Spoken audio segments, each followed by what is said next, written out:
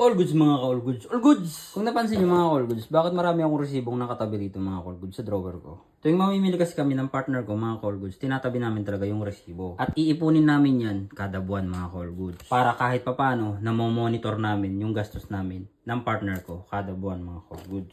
Pero yung mga resibo na yan mga ka-all goods, halo-halo na yan. Andyan yung expenses namin sa personal hygiene namin, sa food namin mga ka-all goods. Ito yung mga tapos na naming na-compute mga ka-all goods. January, February, March, at April. At itong mga to, mga ka-all goods, hindi pa namin na-compute ni partner.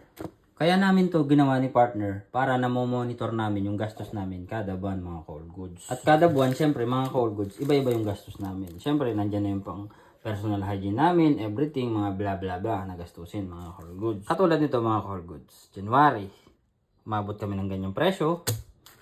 February, ganyang presyo mga ka-all goods.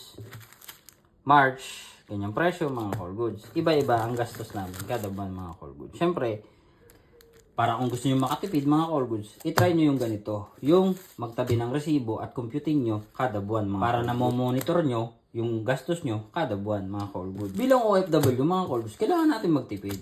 Para kahit papano, pagdating ng panahon, may ipon tayo mga ka-all goods. All goods, sana nakatulong.